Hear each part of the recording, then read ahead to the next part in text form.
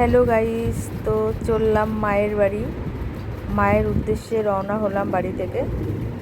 তো অনেক দিনের আশা ছিল কবে একটু বড় মায়ের বাড়ি যাব, মায়ের দর্শন কবে পাবো, মা যে কবে ডাকবে।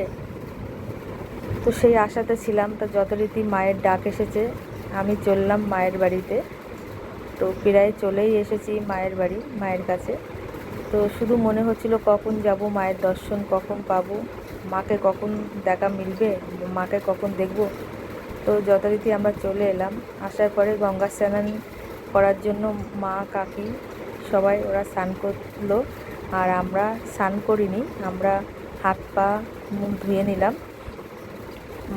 দেওয়ার পরে যথারীতি মায়ের দিকে গেলাম, মন্দিরের সামনে গেলাম। তো ডালা কেনার জন্য দাদা বলছিল, তো আমি বললাম দাঁড়াও, আর একটু দাঁড়াও। খুবই ভালো লাগছিল, মানে এত দারুণ লাগছিল না, মানে আনন্দে না মনটা ভরে যাচ্ছিল, খুবই সুন্দর লাগছিল।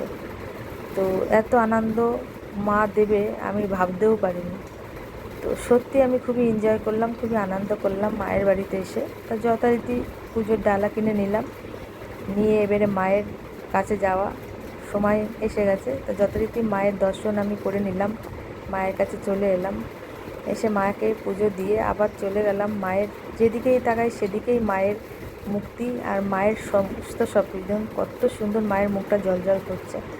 তো চারিদিকে মায়ের মুক্তি আর মায়ের মুক্তি, আর মানে এত সুন্দর, মানে খুবই খুবই ভালো লাগছিল। তো আমি সত্যিই খুবই আনন্দ পেলাম। সবই মায়ের ইশারাতেই, সবই মায়ের ইচ্ছা। তো বাড়ি যাওয়ার পথে আর একবার আমার মনে হলো যে গঙ্গার ধারে যাব, খুবই ভালো লাগছিল। তো আমি আবার একবার গঙ্গার ধারে এলাম, খুবই সুন্দর লাগলো, আমার খুবই ভালো লাগলো। তো বাড়িতে যেতে ইচ্ছা করছিল না, মনে হচ্ছিল মায়ের বাড়িতেই থেকে যাই।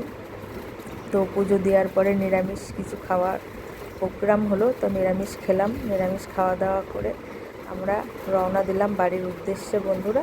তো ভিডিওটা ভালো লাগলে তো অবশ্যই পাশে থাকবে। Tata, by.